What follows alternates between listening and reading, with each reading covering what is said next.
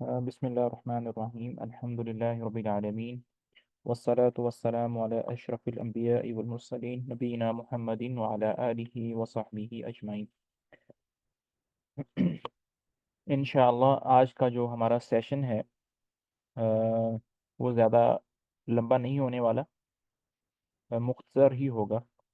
और उसका उन्वान ये है और मकसद ये है कि उम्मत के अंदर, चाहे वो एशिया इंडो पाकिस्तान के इंडिया पाकिस्तान बांग्लादेश के लोग हों या पूरी दुनिया के ममालिक हैं, उनमें से कुछ लोग ऐसे हैं जो कि सफ़र के महीने को उसके उसको लेकर उनके जहनों में कुछ बातें हैं जो कि जिनका शरीयत के साथ कोई ताल्लुक नहीं है।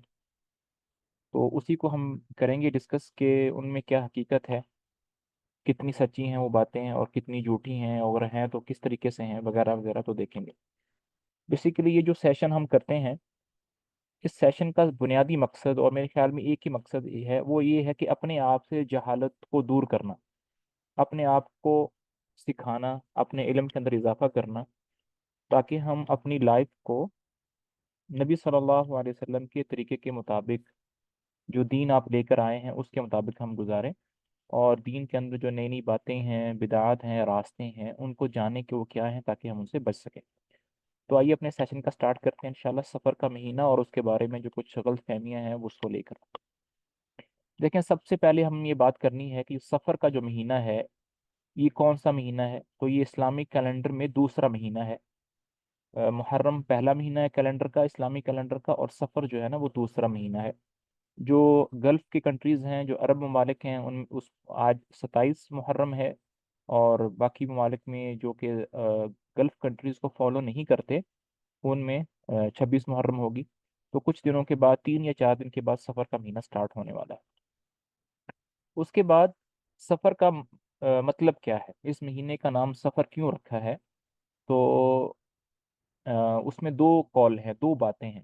पहली बात, सफ़र जो है ना वो, अगर आप लोगों ने थोड़ी बहुत अरबी पढ़ी हुई है, तो सफ़र जो है ना वो अरबी का एक लफ्ज़ है सिफ़र, जिसको उर्दू में भी सिफ़र कहते हैं, ज़ीरो, उससे निकला है।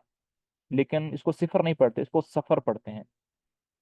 तो चूंकि इस महीने के अंदर अहले मक्का बहुत ज़्यादा ट्रैवलिंग किया करते थे, और ट्रैवलिंग करने की वजह से मक्का जो है वो तकरीबन तकरीबन खाली हो जाता था, इस वजह से इसको सफ़र कहते थे।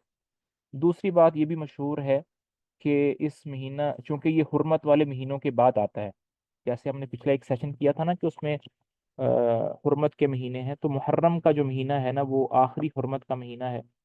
और हुर्मत के महीनों में किताल वगैरह, जंग वगैरह नहीं होती हैं, तो लोग रुके रहते हैं।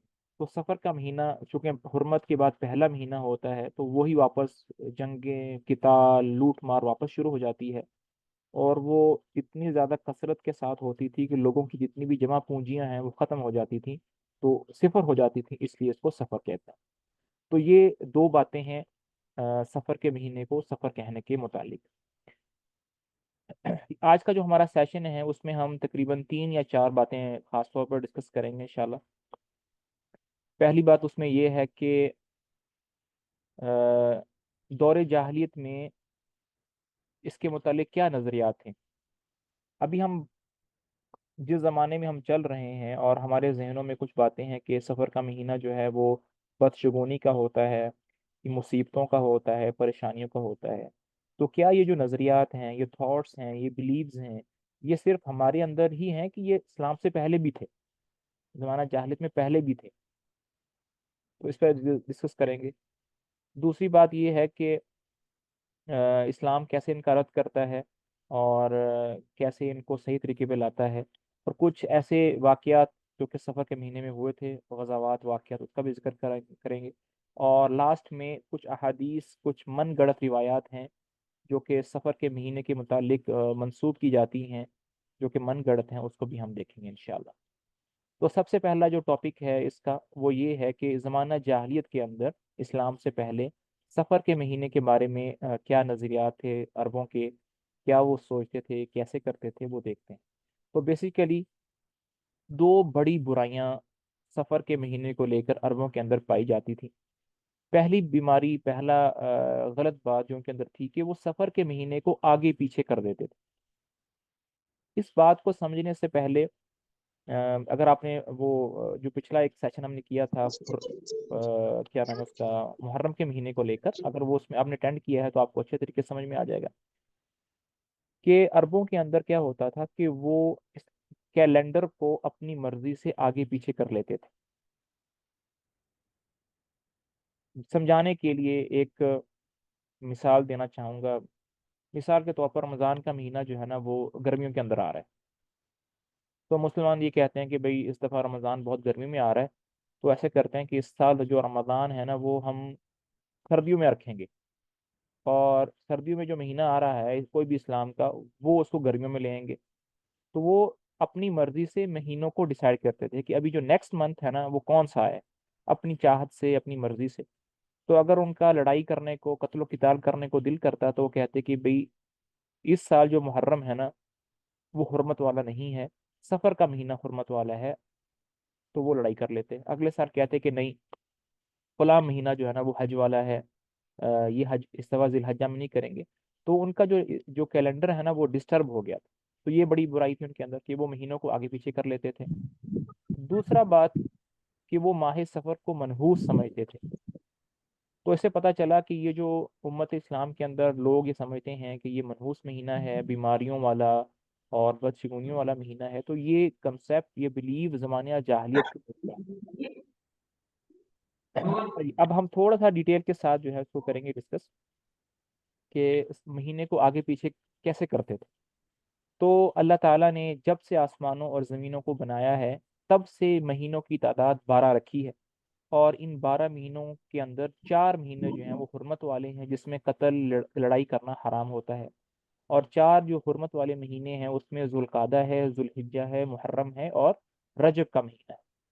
اور دلیل اس کی قرآن پاک سے یہ ہے، اعوذ باللہ من الشیطان الرجیم، بسم اللہ الرحمن الرحیم، ان عدت الشہور عند اللہ 12 شہرا فی کتاب اللہ، کہ مہینوں کی تعداد اللہ کے ہاں 12 ہے، یوم خلق السماوات والارض، جس دن سے اللہ تعالیٰ نے آسمان و زمین کو بنایا ہے، منہا اربعۃ حرم، اور ان 12 مہینوں میں سے 4 مہینے حرمت والے ہیں، ذالک الدین القیم، اور یہی سیدھا دین ہے، فلا تظلموا فیہن انفسکم، تو ان 4 مہینوں میں اپنے آپ پر ظلم مت کرو۔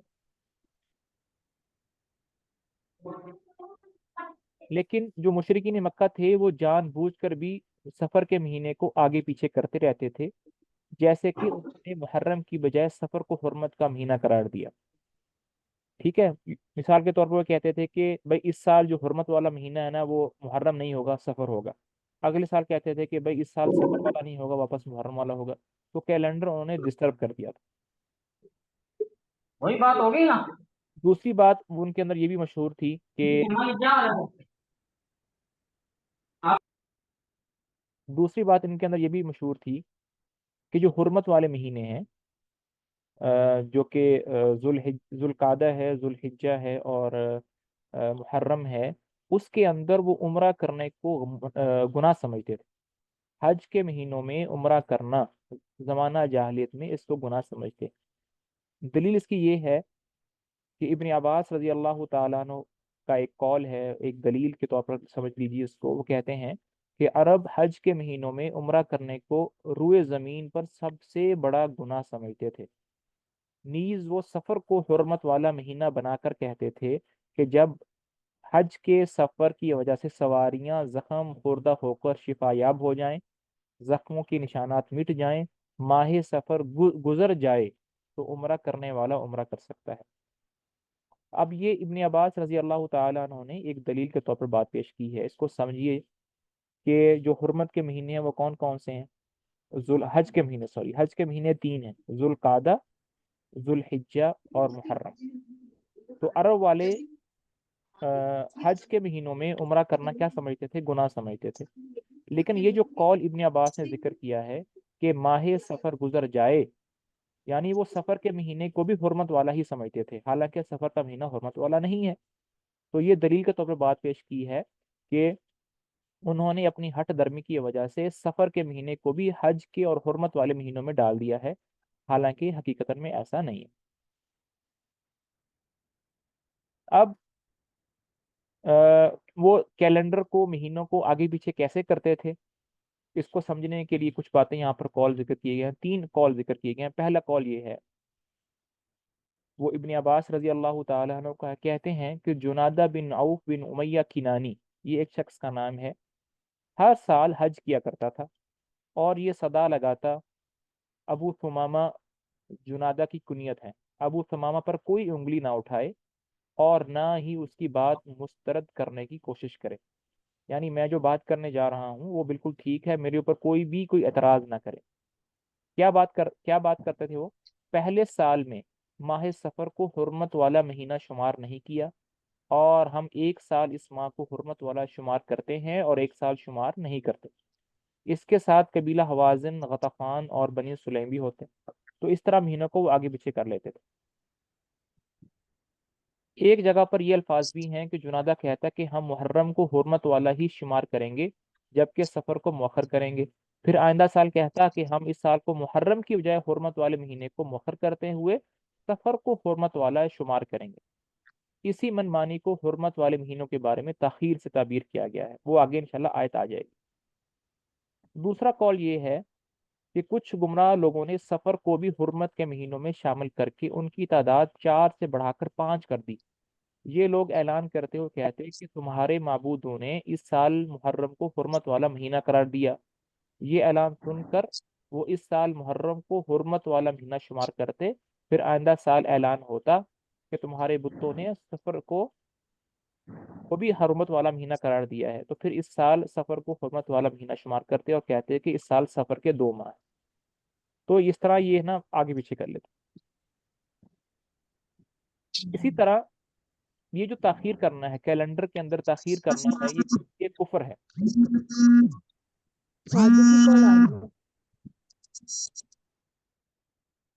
یہ جو کیلنڈر کو آگے پیچھے کرنا یہ کفر ہے، اور اس کی جو دلیل ہے وہ قرآن پاک سے ہے۔ انما النسیء زیادۃ فی الکفر، یہ جو آیت آپ کے سامنے لکھی ہوئی ہے کہ نسی جو ہے یہ کفر کے اندر زیادتی ہے۔ نسی جو ہے وہ عربک لینگویج کا لفظ جس کا مطلب ہوتا ہے مہینوں کو آگے پیچھے کرنا۔ نسی قمری مہینے کی من مانی تقدیم اور تاخیر کفر میں اضافے کا باعث ہے۔ اس کی تفسیر میں کچھ اس طرح سے لکھا ہوا ہے کہ دور جاہلیت کے لوگ 2 سال تک ذوالحجہ میں حج کرتے، پھر آئندہ 2 سال محرم میں، اس کے بعد اگلے 2 سال سفر میں، اسی طرح حج پورے سال گھومتا، یہاں تک کہ جب ابو بکر صدیق رضی اللہ تعالیٰ عنہ نے حج کیا، یہ 8 ہجری کو حج کیا تھا، تو وہ ذوالقعدہ میں تھا، یعنی اس سال حج اپنے صحیح مہینے میں نہیں آ رہا تھا، حج ہوتا ہے ذوالحجہ کے مہینے میں، لیکن عربوں کی کیلنڈر کو ڈسٹرب کرنے کی وجہ سے وہ ذوالقعدہ میں آ رہا تھا، تو نبی صلی اللہ علیہ وسلم خود تشریف نہیں لے گیا بلکہ اپنی جگہ پر ابو بکر صدیق رضی اللہ تعالیٰ عنہ کو امیر بنا کر بھیجا۔ اس کے بعد جب نبی صلی اللہ علیہ وسلم نے حج کیا تو وہ ذوالحجہ ہی میں تھا۔ یہی وجہ ہے کہ صحیح حدیث کے مطابق آپ صلی اللہ علیہ وسلم کے خطبہ کے الفاظ کچھ یوں ہیں: بے شک زمانہ اپنی اصلی حالت پر لوٹ آیا ہے جس پر اللہ تعالیٰ نے پیدا کیا ہے، یعنی اللہ تعالیٰ نے حج کے مہینے کو ذوالحجہ ہی بنایا، لیکن عربوں کے اس منمانی تقدیم اور تاخیر کرنے کی وجہ سے حج اپنے صحیح مہینوں میں نہیں آ رہا تھا، جس کی وجہ سے آپ صلی اللہ علیہ وسلم نہیں گئے، 1 سال انتظار فرمایا، اگلے سال وہ حج ذوالحجہ کے مہینے میں آیا، تو پھر آپ صلی اللہ علیہ وسلم تشریف لے گئے۔ تو یہ اس طرح عرب جو تھے وہ مہینوں کے بارے میں کچھ آگے پیچھے کیا کرتا تھا۔ اچھا، اس کے بعد یہ آیت ہے انما النسیء زیادۃ فی الکفر یضل بها الذین کفروا یحلونہ عاما ویحرمونہ عاما لیواتعوا عدۃ ما حرم اللہ فیحلوا ما حرم اللہ۔ بے شک نسی کفر میں مزید اضافے کا باعث ہے، اس کے ذریعے کفر میں ملوث لوگوں کو گمراہ کیا جاتا ہے کہ وہ کچھ قمری مہینے کو کبھی حرمت والا قرار دیتے ہیں اور کبھی نہیں، تاکہ اللہ کی طرف سے مقرر کردہ حرمت والے مہینوں کی تعداد بھی پوری ہو جائے اور اللہ کی حرام کردہ چیزوں کو بھی حلال کر۔ اچھا جی، اب دوسرا پہلا کام تو وہ یہ کرتے تھے نا کہ مہینے کو آگے پیچھے کرتے تھے۔ اب اگلی بات جو سفر کے مہینے کو لے کر عربوں کے اندر مشہور تھی وہ یہ تھی کہ ماہ سفر کو منحوس اور اس سے بدشگونی لینا دور جاہلیت میں بہت ہی مشہور تھا، یعنی افسوس کے ساتھ جو ابھی سادہ لوگ مسلمانوں کے اندر یا کم علمی کی وجہ سے جو ایک چیزیں ہمارے اندر پیدا ہو گئی ہیں کہ ہم اس مہینے کو منحوس سمجھتے ہیں، تو یہ زمانہ جاہلیت کی عادتیں ہیں، بلکہ آج کل بھی بہت سے اسلام کا دعویٰ کرنے والے لوگوں میں یہ چیزیں پائی جاتی ہیں۔ ابو ہریرہ رضی اللہ تعالیٰ عنہ کہتے ہیں، اچھا اب یہاں پر ایک بہت ہی مشہور حدیث ہے، جتنی زیادہ یہ مشہور حدیث ہے اتنی ہی زیادہ اس کو سمجھنا مشکل ہے۔ میں وہ حدیث جو ہے اب یہاں پر وہ اردو میں ہے، لیکن پلیز اپنے مائک جو ہے نا وہ،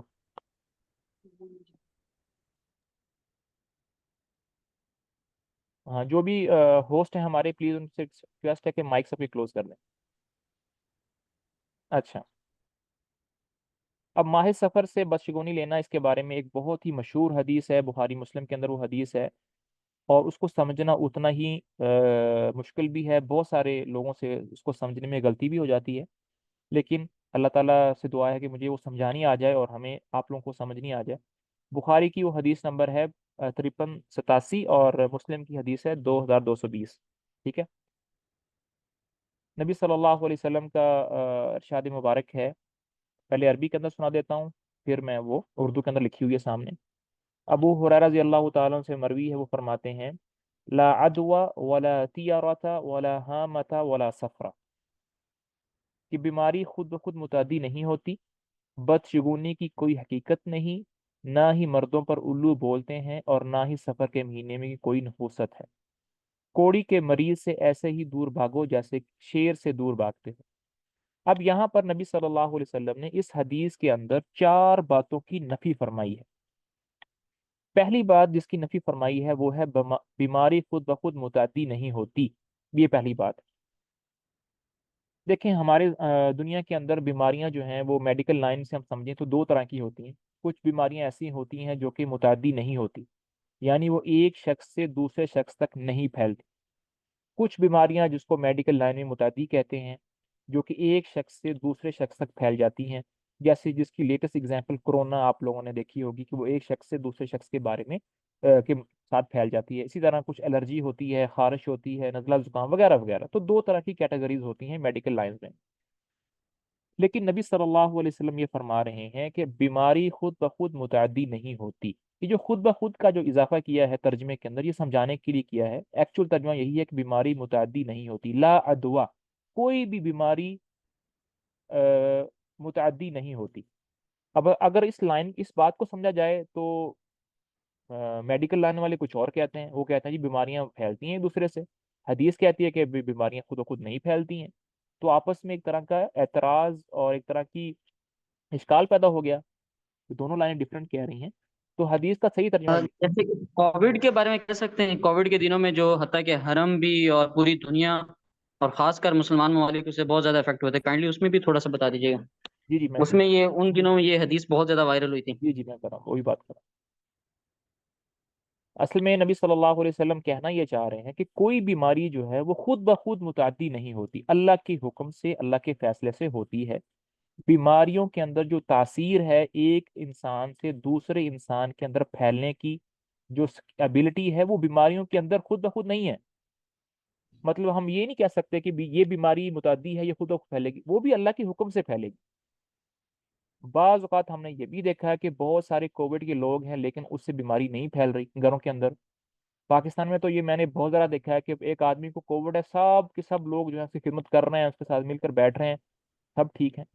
تو بیسیکلی یہ حدیث کوئی میڈیکل لائن سمجھانے کے لیے نہیں ہے، بیسیکلی یہ ہمارے عقیدے ٹھیک کرنے کے لیے ہیں، کہ ہم بیماریوں کو نہ سمجھ لیں کہ یہ بیماری پھیلنی ہی پھیلنی ہے، یہ نہیں پھیلنی ہے، نہیں، بلکہ ہم اپنا سارے کا سارا توکل، اپنا اعتماد جو ہے وہ اللہ پر رکھیں، کہ اللہ نے تاثیر بنانی ہے کہ یہ بیماری پھیلے گی، یہ بیماری نہیں پھیلے گی۔ ہاں، ساتھ میں اسباب اور احتیاط اختیار کرنے ہیں، کیونکہ نیچے ایک حدیث، نیچے لائن کا ٹکڑا آ رہا ہے نا، وہ اس لیے آپ سمجھے نا، تو یہ بہت ہی باریک حدیث ہے، اس کو دوبارہ سمجھ لیں کہ یہ جو حدیث ہے اس میں نبی صلی اللہ علیہ وسلم کوئی ہمیں میڈیکل نہیں سمجھا رہے، بلکہ یہ سمجھانا چاہ رہے ہیں کہ ہم لوگ جو سمجھتے ہیں نا کہ یہ بیماری متعدی ہے، تو یہ جو تاثیر رکھی ہے اس کے اندر وہ اللہ تعالیٰ نے رکھی، جب چاہے اللہ تعالیٰ اس تاثیر کو واپس لے لیں، جب چاہے اللہ تعالیٰ اس کو تاثیر کو اس میں ڈال دیں۔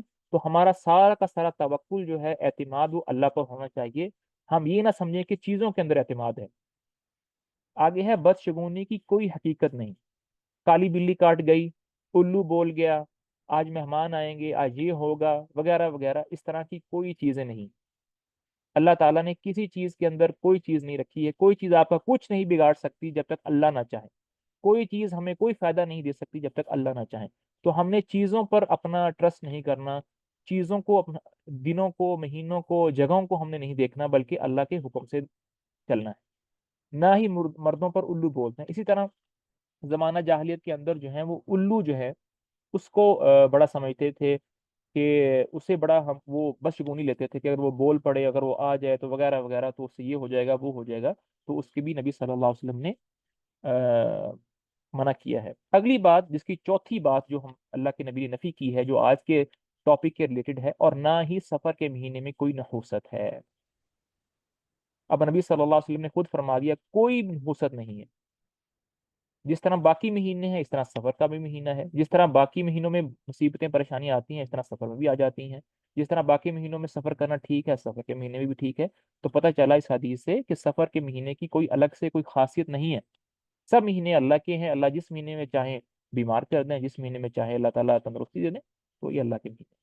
اگلی بات، کوڑی کے مریض سے ایسے ہی دور رہو جیسے شیر سے دور بھاگتے ہو۔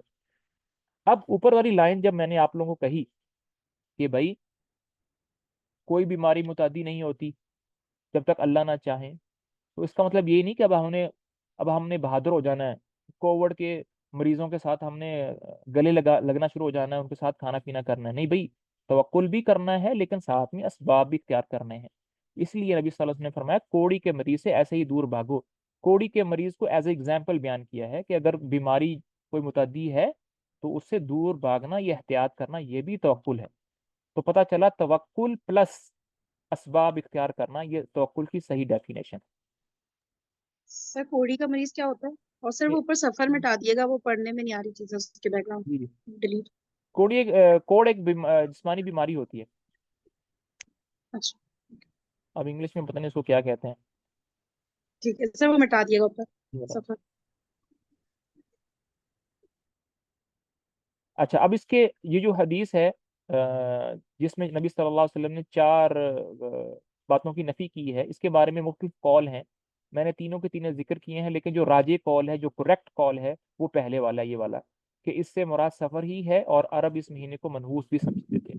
ٹھیک ہے، دوسرا قول یہ ہے سفر کے مہینے کی بات ہو رہی ہے، یہ پیٹ کی ایک بیماری ہے جو اونٹوں کو لاحق ہو کر پورے باڑے کو اپنی لپیٹ میں لے لیتی ہے۔ تیسرا قول، اس سے مراد سفر کے مہینے کے ساتھ ہونے والی تقدیم تاخیر ہے، جسے شرعی اصطلاح میں نسی کے نام سے جانا چاہتا ہے۔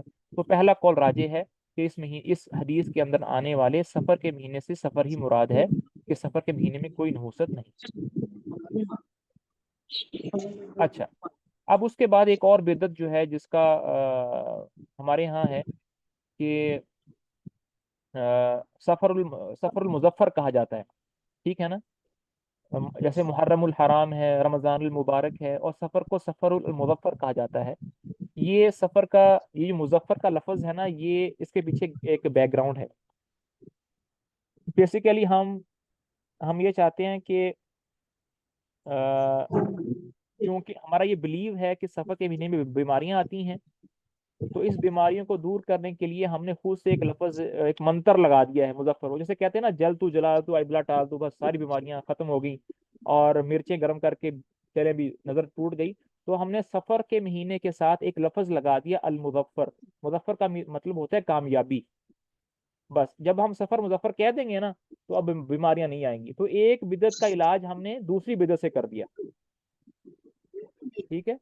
تو یہ سب سے پہلی بدعت۔ اچھا جی، اس کے بعد اس حدیث جو کہ اوپر والی حدیث بتائی ہے کہ کوئی متعدی بیماری خود بخود میں نہیں ہوتی، تو اس حدیث کا خلاصہ یہ ہے، ان تمام کا نچوڑ یہ ہے کہ توکل اور اعتماد صرف اللہ تعالیٰ پر ہو، اور اگر کسی کو سے کوئی بھی چیز درپیش ہو جائے،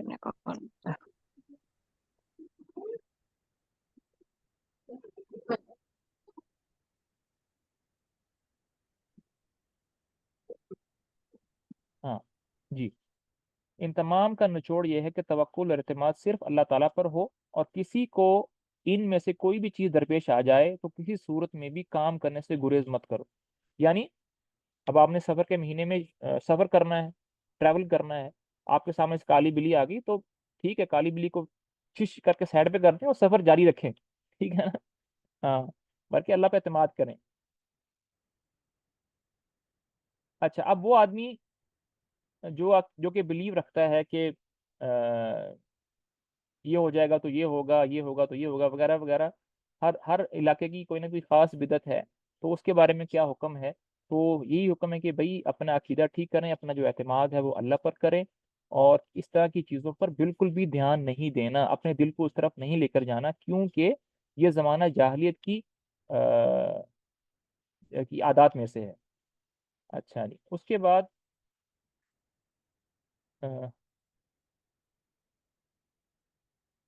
پھر یہاں پر ایک فتویٰ لکھا ہوا ہے۔ اچھا، پھر ایک اور چیز بھی ہے جو ہمارے پائی جاتی ہے، وہ یہ ہے کہ کوئی خاص قسم کی کسی ملک کے اندر جو ہے نا ایک خاص نفل نماز ہے۔ وہ نفل نماز کیا ہے؟ جو کہ ماہ سفر کے آخری بدھ کو چاشت کی نماز کے وقت ایک سلام کی پڑھی جاتی ہے۔ اب یہ پتہ نہیں پاکستان انڈیا میں ہے یا نہیں ہے، بہرحال پائی جاتی ہے، کیونکہ یہ کوشچن آیا تھا فتویٰ کمیٹی کے اندر یہاں سعودی عرب میں، تو ان کا یہاں پر نقل کیا میں نے کہ سفر کے آخری بدھ کو چاشت کی نماز کے وقت ایک سلام کے ساتھ پڑھی جاتی ہے، جس میں 4 رکعتیں ہیں۔ اس کی ہر رکعت میں سورہ فاتحہ، سورہ کوثر 70 مرتبہ، سورہ اخلاص 50 مرتبہ، معوذتین ایک بار پڑھی جاتی ہے۔ یہ عمل چاروں رکعت میں کیا جائے گا، اور پھر سلام پھیر دیا جائے گا۔ پھر سلام پھیرنے کے بعد یہ آیت پڑھیں گے، واللہ غالب علی امرہ ولکن اکثر الناس لا یعلمون، 360 مرتبہ، اور جوہرت الکمال سے موسوم کو ساختہ دودھ شریف بھی پڑھنا ہے، سبحان ربک رب العزت عما یصفون وسلام علی المرسلین والحمد للہ رب العالمین۔ اس کے بعد پھر اس کا اختتام ہوتا ہے، پھر کچھ روٹیاں فقراء کے لیے صدقہ کی جاتی ہیں۔ اس نماز کی خاصیت یہ ہے کہ یہ ماہ سفر کے آخری بدھ میں نازل ہونے والی تمام مصیبتوں اور پریشانیوں سے بچاؤ کا باعث بن جاتی ہیں۔ ان کا یہ بھی ماننا ہے کہ ہر سال 3,20,000 مصیبتیں نازل ہوتی ہیں، جو کہ سب کی سب ماہ سفر کی آخری بدھ میں آتی ہیں۔ چنانچہ یہ دن پورے سال میں سب سے زیادہ سخت دن ہوتا ہے، لہذا جس نے یہ نماز مذکورہ کیفیت کے ساتھ پڑھی، اللہ اسے اپنے فضل سے اس دن نازل ہونے سے تمام مصائب سے محفوظ رکھے گا، اور اللہ تعالیٰ اس کی قوت کو ختم نہیں کرے گا، مبادہ ہلاک ہی ہو جائے۔ اور بچے وغیرہ جو اس طرح نماز ادا کرنے کی استعداد نہیں رکھتے، تو وہ اسے لکھ کر نوش کر لیں، کیا یہ درست ہے؟ تو کمیٹی کا جواب یہ ہے کہ اس کی قرآن و حدیث کے پورے ذخیرے میں کوئی بھی حدیث نہیں ہے، اور اسی طرح کی کوئی بھی نماز اگر آپ کو دیکھنے میں ملے تو اس کا کوئی بھی عملی ثبوت نہیں ہے۔ اچھا جی، کچھ لوگ پھر اب نیچے میں نے کچھ ایگزامپلز لکھی ہوئی ہیں۔ اگلی ایگزامپل یہ ہے، کچھ جاہل لوگ لفظ سلام پر مشتمل آیات، یعنی قرآن پاک میں جہاں جہاں بھی سلامتی کا لفظ آیا ہے، جیسے کہ سلام علی نوح فی العالمین وغیرہ کو لکھ کر پانی سے بھرے برتنوں میں ڈال کر پانی پیتے ہیں، اسے بابرکت اور مشکل کا سمجھتے ہیں۔ یہ انتہائی بدعقیدہ ہے، بلکہ بدشگونی ہے، چنانچہ کسی کو بھی ایسا کرتے دیکھیں تو اسے منع کرنا واجب۔ اس کے بعد کچھ واقعات وغیرہ ہوئے ہیں جو کہ سفر کے مہینے میں ہیں، تو اس میں پہلا ابوا کا ہوا تھا، ٹھیک ہے، اس جگہ کو ودان بھی کہتے ہیں۔ یہ آپ صلی اللہ علیہ وسلم کا سب سے پہلا غزوہ تھا، جو ہجرت سے 12 ماہ کے بعد سفر کے مہینے میں رونما ہوا تھا، اور حمزہ بن عبد المطلب آپ کے چچا جو تھے، اس میں انہوں نے جھنڈا اٹھایا ہوا تھا، سفید رنگ کا یہ جھنڈا تھا، اور یہ وہاں پر ہوا تھا۔ اچھا، اس کے بعد کیا ہے جی؟ بس یہ کچھ غزوات ہیں۔ ایک چھوٹا سا سوال اس میں، جی جی، میں سوال لیتا ہوں، بس یہ پورا کر لوں اپنا یہ جو میں نے ٹاپک ہے، پھر انشاءاللہ کوشچن کی طرف بھی آتے ہیں چلیں جی، پھر یہی باتیں ہیں ساری، تو جتنا بھی ہم نے ابھی تک دیکھ لیا ہے اس میں خلاصہ یہی ہے کہ سفر کے مہینے میں کوئی بھی نحوست، بدشگونی نہیں ہے۔ یہ بلیو کرنا کہ یہ اس کا مصیبتوں کا، پریشانیوں کا مہینہ ہے، اس میں یہ نہیں کرنا، یہ نہیں کرنا، یہ ساری کی ساری بدعات ہیں۔ تو ابھی میرے پاس کچھ کوشچنز لکھے ہوئے ہیں، تو میں ان کا باری باری پڑھ کر جواب دیتا جاتا ہوں، پھر آخر میں جو کوشچن آپ لوگوں سے ہوں گے انشاءاللہ میں وہ بھی لے لیتا ہوں، اور میں ریکارڈنگ یہاں پر کلوز بھی کر دیتا ہوں۔